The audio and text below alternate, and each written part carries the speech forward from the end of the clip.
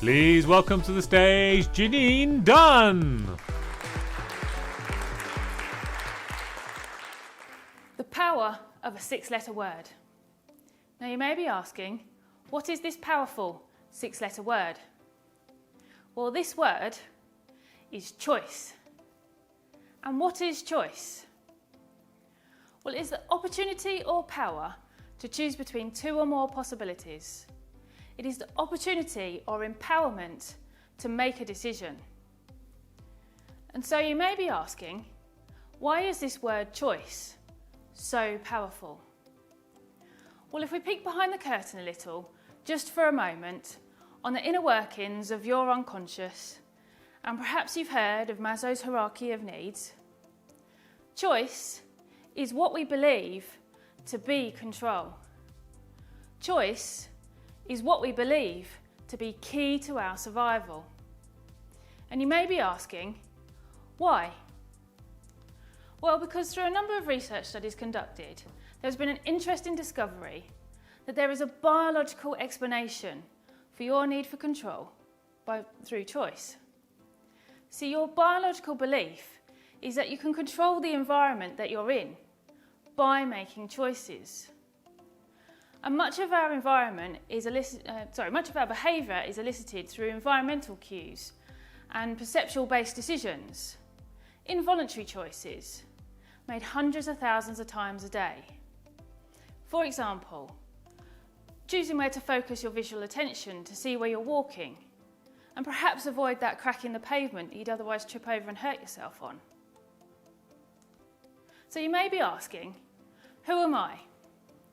Well, I am Janine Dunn, and I am passionate about helping small businesses, entrepreneurs, and those wishing to break out and start on their own, and to find and realise the opportunities for choice within your business, and to pivot yourself to profit and prosperity. Because we're living in an age of unlimited choices in both the physical and digital world. And these choices are what we refer to as voluntary choices. And these choices are often more complex and emotionally salient. For example, do you want to be a vegan or a carnivore? Or do you want to dye your hair blonde or that vivacious pink?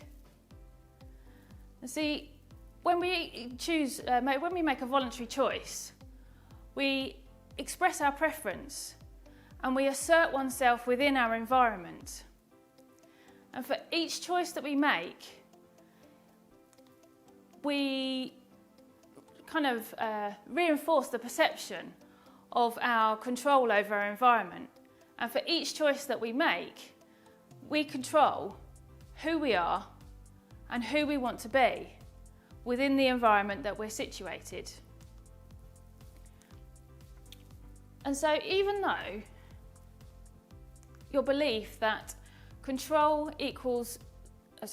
though that choice equals control, and even though that your choice equals survival, and potentially these beliefs may not be true, this is how your unconscious translates this word of choice, this word of opportunity to you. And so if I may share with you some research that was being conducted by Shena Leyenga. Now, she wrote the outcome of this into the book called The Art of Choosing. And she's a professor of Columbia Business School. And she did some research around, the first one was rats. And so they had a path that was clear, and then they had another path that was full of branches. And both paths led to the same amount of food. Now, she saw that continuously the rats chose the path with branches. So she then conducted a study with monkeys and pigeons. And so same amount of food again, but this time it was to use one button to get the food or to push multiple buttons to get the food. And again, the outcome was that the monkeys and the pigeons both chose the multiple buttons. And so Sheena then did some research with humans. And so with casino chips, she did one table with one roulette wheel and one table with two roulette wheels. Now you may have guessed it. Again, the humans chose continuously the one table with the two roulette wheels. And even though all the roulette wheels were identical. So the way that the opportunity of choice translates into our unconscious is that we will survive if we have control. And by having choice, we have the feelings, and we like the feelings of autonomy and empowerment. Because here's the thing, the feeling of being in control and the feeling of having that power to decide, it's what we translate to being our basic human need. And this is important. People like having choices because it makes you feel in control. People like having choices because it makes you feel in control. And here's the thing, when there's lack of choice, or you remove somebody's ability for choice, you undermine their biological belief that they can know how to best survive in their environment, or that they're capable of producing the desired results successfully. And by doing this, there's little incentive for somebody to face any kind of challenge if they don't have that belief in their own capability. And often we find that people with little experience of having that autonomy to make a choice, it decreases their belief in their own ability to be capable and to produce the desired results, and often leading to feelings of helplessness, demotivation, and sometimes depression. And we know this to be true, because just looking at reality TV, for example, the I'm a Celebrity, Get Me Out of Here, the Jungle programme. So for those of you that may not know this programme, the synopsis is a group of people get flown in and they don't know where they're going to, and they get given rice and beans as food and no choice. Now, in terms of the trials, the viewers at home vote for those trials and vote for those people in the terms of what food they'll get and who will go and win the stars. So the group get no choice in that. And over the weeks, we see the effects this has. But the thing is that they do have a choice. They can shout, I'm a celebrity, get me out of here.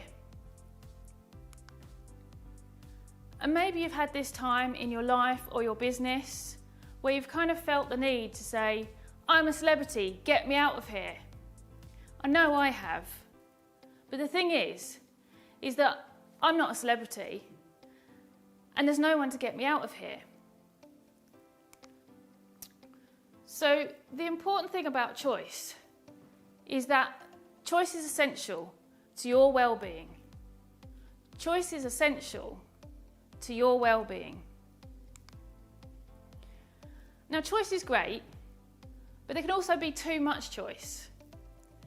And with too much choice, we often start feeling feelings of confusion, overwhelm, and we fall into something called a paradox of choice trap.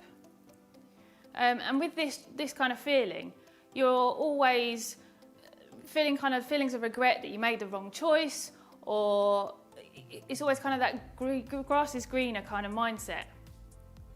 And you get feelings of feeling like you're discombobulated all the time. And so the important thing is to make sure that there's balance between these choices. And that's what I do for my clients. Because we know this to be true.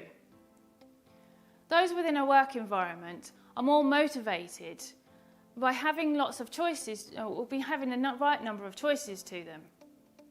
And we see this from early on as we're children. So for example, take my niece Chloe.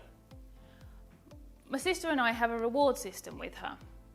So what that gives to her is the autonomy and the choice and decision of the path that she wants to take and how much reward she wants to earn. And so potentially you could do two options. So you could say, this is what you're going to do, these are the list of tasks that you need help with at the weekend to tidy up. Write that out and just give it to her. Or you can write out the list of tasks to help tidy up, put reward points against there. For the more difficult tasks, put more reward points. And so this option, as you may have guessed it, we go with the second one. Because what this does is this incentivises and influences Chloe to want to do more of the tasks of her own free will. She's more engaged and she's more motivated, again, from her own free will. And so you may be asking, why is this? Well, looking at the outcome from Sheena Iyengar's research and the Chloe example, it demonstrates that we don't always take the easy way to undertaking a task. And so why is that? Well, because we like the options that make us feel that we have choice.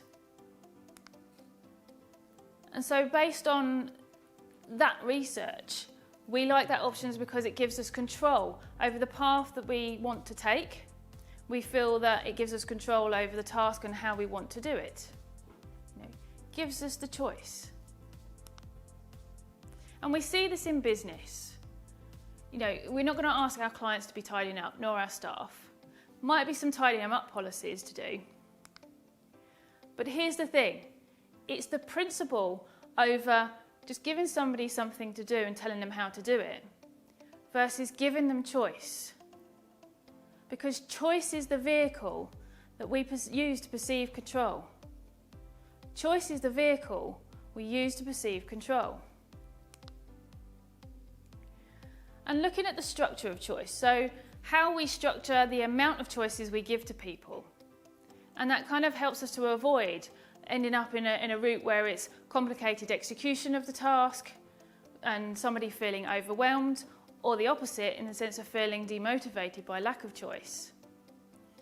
And the other part from a client's perspective is you don't want to be turning your clients off, your prospective clients, from products and services.